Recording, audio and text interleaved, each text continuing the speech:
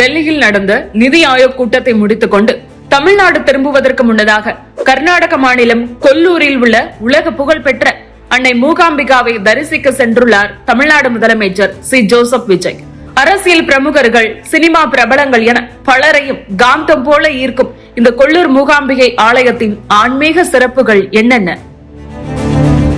கர்நாடக மாநிலம் குந்தாப்பூர் தாலுகாவில் மங்களூரில் இருந்து 140 கிலோமீட்டர் தூரத்திலும் உடுப்பியில் இருந்து 80 கிலோமீட்டர் தூரத்திலும் அமைந்துள்ளது இந்த ஆலயம். குடசாத்திரி மலையில் இருந்து உருவாகும் 64 நீர்வீழ்ச்சிகள் ஒன்றிணைந்து பாயும் சௌபர்ணிகா நதிக்கரையில் பசுமை படர்ந்த மலைகள் மற்றும் அடர்ந்த காடுகளுக்கு மத்தியில் பத்மாசன திருக்கோலத்தில் அமர்ந்து உலகிற்கே அருள் பாலித்து வருகிறாள் அன்னை மூகாம்பிகை. முன்னொரு காலத்தில் கம்ஹாசுரன் என்ற அரக்கன் சாகாவரம் வேண்டி சிவனை நோக்கி கடும் தவம் இருந்தான்.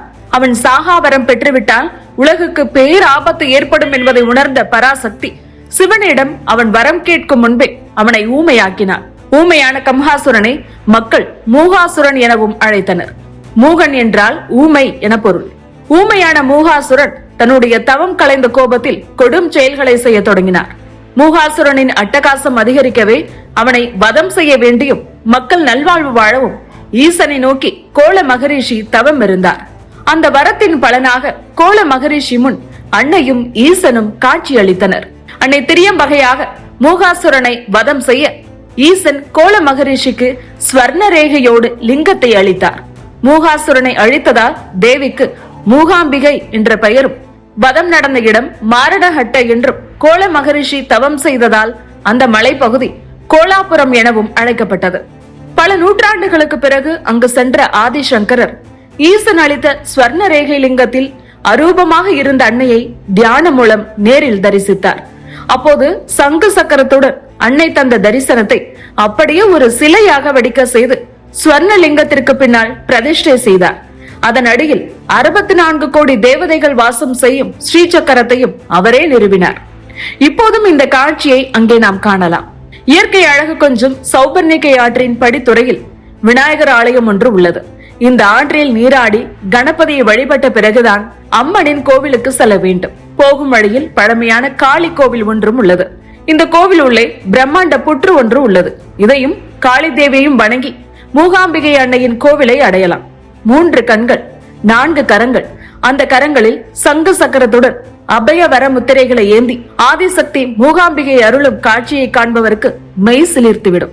கருவறை உள்ளே சக்தி தேவி மூகாம்பிகை சிலையின் முன்னர் காணப்படும் சுயம்புலிங்கமாகிய ஜோதிர்லிங்கம் சக்தியும் சிவனும் இணைந்திருப்பதை உணர்த்துகிறது. உச்சி வேளையின் போது சூரியனின் ஒளி கதிர்கள் இந்த லிங்கத்தின் மீது பட்டு தகதகக்கும் போது கண்கொள்ளா காட்சியாக இருக்கும்.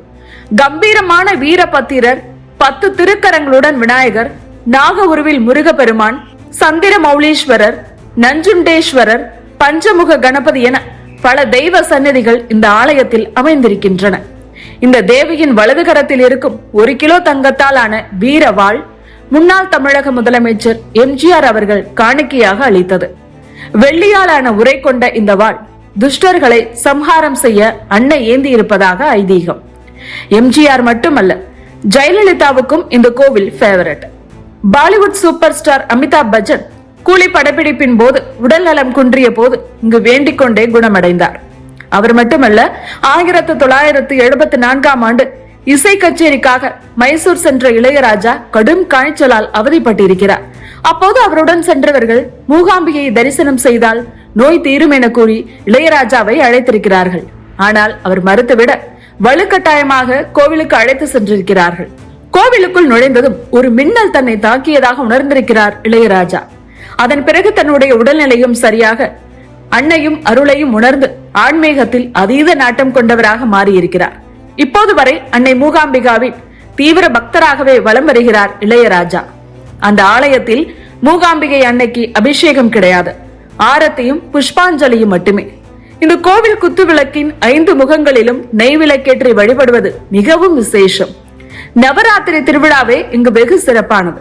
பங்குனியில் உத்திர நட்சத்திர தன்று கொடியேற்றப்பட்டு 9 நாட்கள் கோலாகலமாக திருவிழா நடக்கும். இவளை வணங்கி தொடங்கும் எந்த செயலும் தடையின்றி நிறைவேறும்.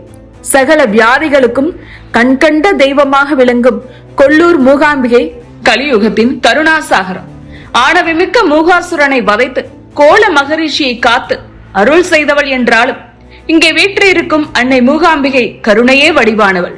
நினைத்த காரியத்தை நிறைவேற்றி தரும் இந்த சித்தி கஷேத்திரத்திற்கு தமிழக முதல்வர் விஜய் வந்திருப்பது ஆன்மீக ரீதியாக பெரும் கவனம் பெற்றுள்ளது. அமைதியும் பரவசமும் தரும் அன்னை மூகாம்பிகை ஆலயத்திற்கு முதல்வர் விஜயை போல நீங்களும் ஒரு முறையேனும் குடும்பத்துடன் சென்று வணங்கி வரம் பெற்று வாருங்கள்.